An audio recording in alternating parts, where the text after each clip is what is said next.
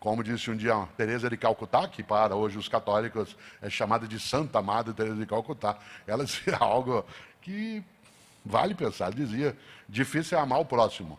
Amar quem está longe é fácil. Ficar tocado ou tocado porque pessoas estão sem socorro em alguns momentos.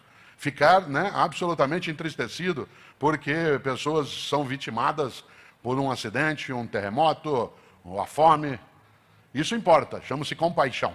Mas amar o próximo é que é mais difícil, que é a pessoa que está à tua volta, na tua cidade, no teu lugar, na tua circunstância. Por isso eu volto exatamente a essa ideia. Tudo vale a pena se a alma não é pequena. E uma alma se é pequena quando ela imagina que ela precisa ficar restrita, guardada dentro de si. 2020, um ano difícil. Várias pessoas que nós conhecíamos e que admiramos e admirávamos, elas partiram. Algumas delas o foram por conta do vírus e outras não. Um dos meus amigos, que esse ano faleceu, né, ele não faleceu de Covid, mas ele faleceu, uma pessoa com quem eu tenho até um livro junto, e nós temos muitas palestras na vida, conhecido por várias pessoas aqui, que foi Gilberto de Menstein.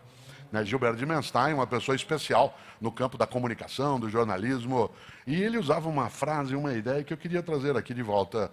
Sempre eu me lembro dele numa situação como essa, e eu estou pegando a caneta até para dar um exemplo.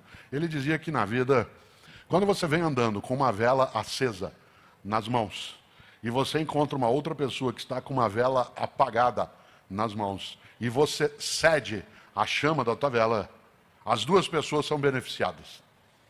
Olha que exemplo bom. Quando você vem andando, você está com uma vela acesa e a outra pessoa com uma vela apagada, você empresta, entre aspas, a chama da tua vela e você nada perde. Quando você cede a chama da vela que está contigo, ambos ficam mais iluminados. Afinal de contas, parte daquilo que é a partilha representa exatamente a nossa condição de nós iluminarmos mais a nossa trajetória. E uma das coisas é, juntas e juntos, sermos capazes do ainda dar. Uma pergunta que esse ano me fizeram muito no campo da atividade no rádio, na TV, em debates, é o fato de que, tendo uma duração longa para a nossa capacidade de paciência, esse momento pandêmico leva algumas pessoas a terem, né, uma agonia muito grande, uma impaciência.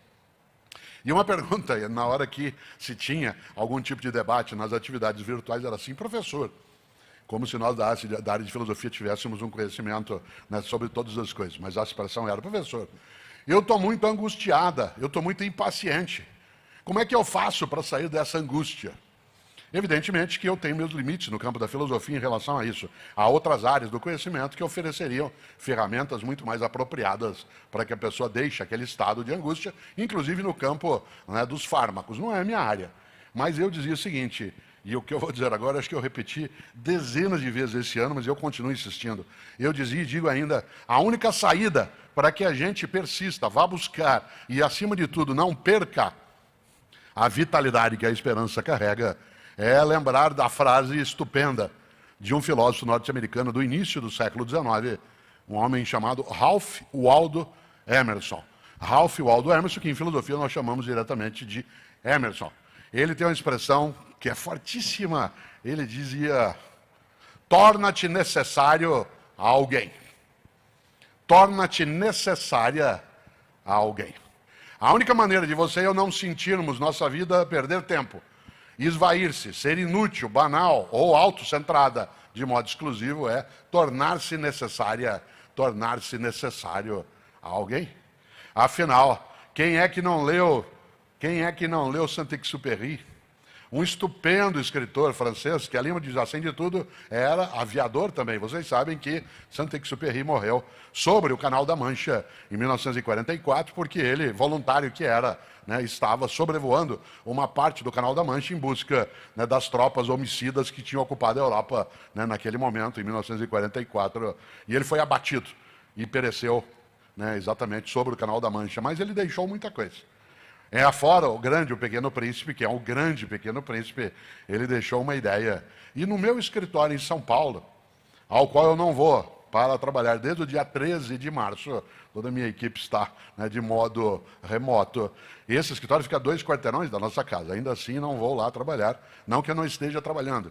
Embora muita gente ache que filosofia não é trabalho, existe atividades, né, que a gente desenvolve. E desde o dia 13 de março que eu não vou.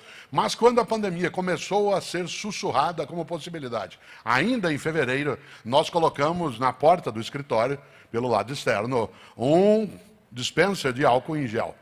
E para estimular as pessoas, já naquele momento, ao uso, né, de uma higienização mais frequente das mãos e de uma cautela em relação ao que poderia vir, e veio, nós colocamos uma frase que pudesse estimular exatamente do Saint-Exupéry. E Saint-Exupéry dizia: cada pessoa é responsável por todas as pessoas.